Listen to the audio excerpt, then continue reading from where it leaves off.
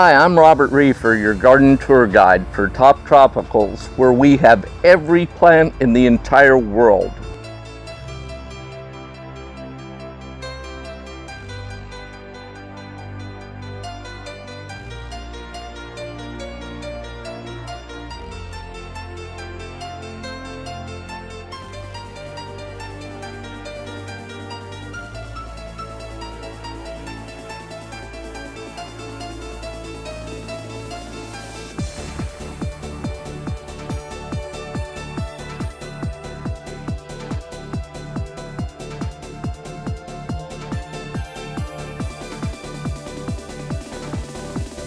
I will be showing you today basic pesticide safety and talking about pests.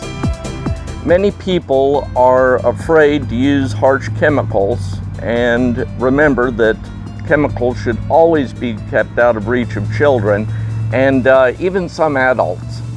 Today we're going to discuss some of the many pests that you will find in your garden and what we can do about them.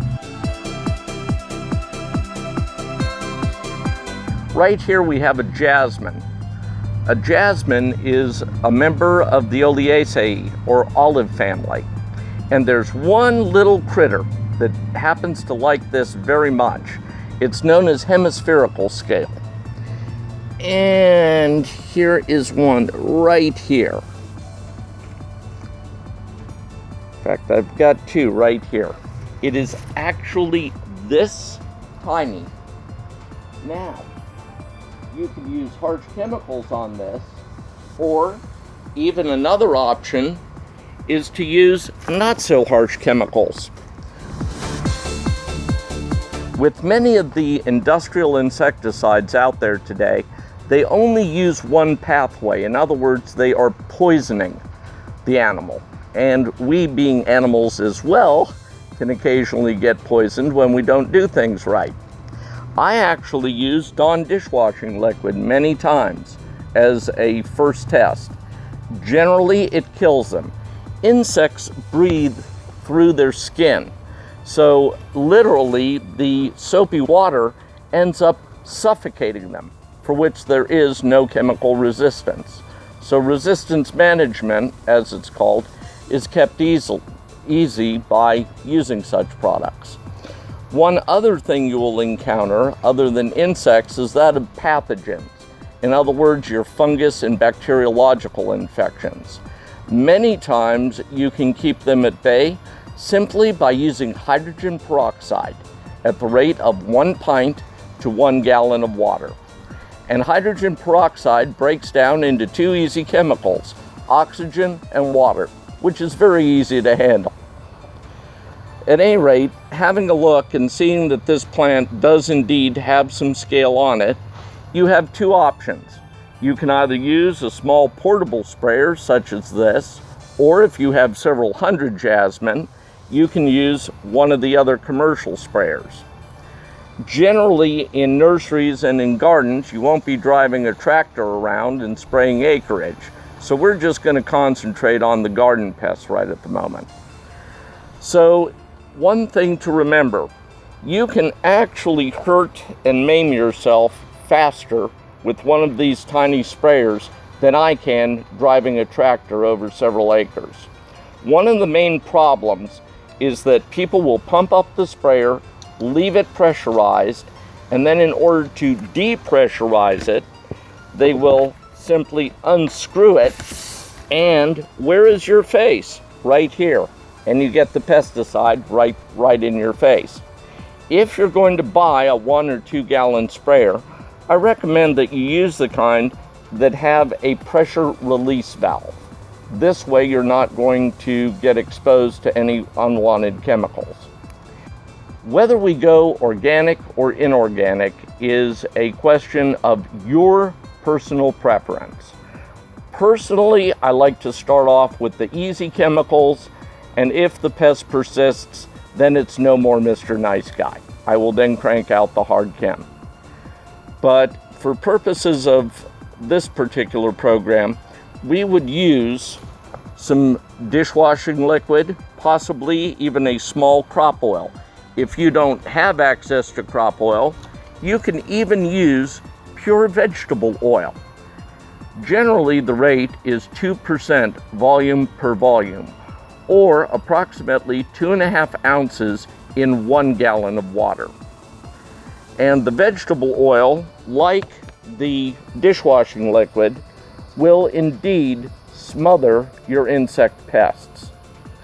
Now, as far as your pathogens are concerned, your fungus, your bacteriological infections, just because something looks nasty doesn't mean it necessarily is.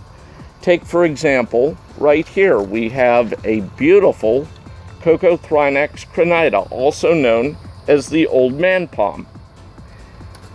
We do see that we have some fungus and some even algae on it. But as it turns out, this is a harmless lichen. It takes nothing from the plant, does not hurt the plant. It's merely using the plant as a foothold. And hey, everybody's got to earn a living.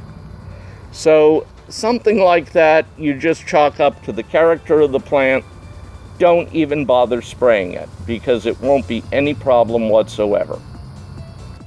One thing to remember each and every time is that culture is key when it comes to pest management.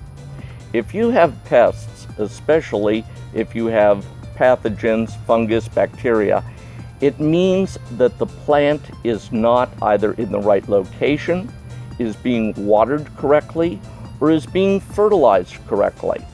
A well-watered plant appropriately, along with it being fed and in the right amount of light, should really not have any pathogens on it. Many times we'll spend a lot of money on insecticides, fungicides, bactericides, when in fact the easy cure is to take a look, analyze the plant, and figure out what's lacking. Many times it's nutritional deficiency. So using a good fertilizer with many micronutrients such as zinc. Zinc is a marvelous micronutrient for keeping away pathogens. In fact, your athlete's foot cream has zinc tolphenate as the active ingredient.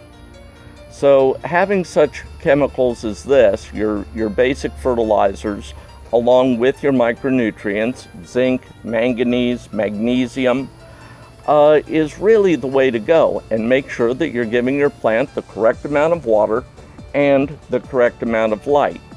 Because otherwise, it's sort of like taking a baby out of a septic tank that has bruises on it, cleaning the bruises off, putting Band-Aids on the baby, and then sticking the baby back in the septic tank. We don't want to do such things. And basically, if you'll just cotton to the plant, make sure that the plant is getting what it needs as per the directions, then you're going to minimize your pest problem. Now, unfortunately, there are pests. There are literally hundreds of thousands of species of insect, and Lord knows how many microorganisms there are out there. So occasionally you will indeed have a problem. At that time, my basic suggestion is use the simple first, the easy first, and then if there's still no cure, then ramp up to your hardcore fungicides and pesticides. But the idea is also you want to keep it cheap. It costs far less to use some dishwashing liquid than it does to go pay $700 a gallon sometimes for an insecticide or fungicide. So take a look at the culture, try a very mild pesticide at first, then if you still have a problem, go ahead and start hitting it with the harsh chemicals if you deem so. We will briefly mention some pesticides that are used commonly both in agriculture and in horticulture. One of them for use in fungal protection is liquid copper. The positive charge on the copper ion is what attracts it to the fungus and kills the fungus. And basically it's like having a pocket full of rusty pennies as far as exposure is concerned. However, always remember, the label is the law. It is a federal violation to not to use any product inconsistent with the directions on the label, sort of like having extra email accounts. At any rate, liquid copper fungicide, this little bottle will make up to 48 gallons. So you can use copper on your plants for your fungus and your bacteria. One other commonly used pesticide for insects is malathion. Malathion's been around for ages. It was even used during World War II on bedding to take care of bed bugs. Today, however, they won't let you use malathion to take care of the bed bugs. And the bed bugs are winning, by the way. One of the most frequently asked questions is, what is the difference between topical and systemic? A topical fungicide, bactericide, or insecticide is one that merely stays on the leaf. Systemic actually goes inside the plant and therefore works sometimes a little bit better. You don't have to worry about the rain and such. So you have both systemic and topical pesticides. In addition, you also have some of the many adjuvants that you can use. One of them, and also a very good product, is BioWash 100. We use this here at the nursery. It really does help keep the leaves clean, gives them a nice, beautiful, glossy appearance. One of the products also listed is Merit, which happens to be a brand name of a chemical known as imidacloprid. We're not going to even attempt to pronounce the real chemical name of this substance. Don't forget though, the label is the law, and the purchaser and user of this product is responsible for the entire label and any supplements therein. So be sure to read the label, or at least understand what it means. But when used improperly, they poison our streams, our rivers, our lakes, our ocean. So please, use pesticides both safely and wisely. Thank you. Don't forget that you want to have a really nice, clean leaf surface, because a plant's respiratory system is contained in the leaves through little cells known as stoma. At any rate, by keeping your plants clean, keeping them healthy, you can seriously combat many of your pathogens and insects. And only as a last resort will you ever need to use any harsh chemicals on your plants. I'm just hoping to get it all off, and then hopefully, because I dosed the heck out of it with Merit, but the scale was getting so bad at sucking the tree dry, and it was even killing some branches. So I figured the only thing to do is just get up here with some crop oil and just plainly remove it all. So, yeah. Well, thank you again for your time. Sure do appreciate it. Some of our plants are so rare, God is still cataloging them. And at Top Tropicals, every plant is rigidly inspected.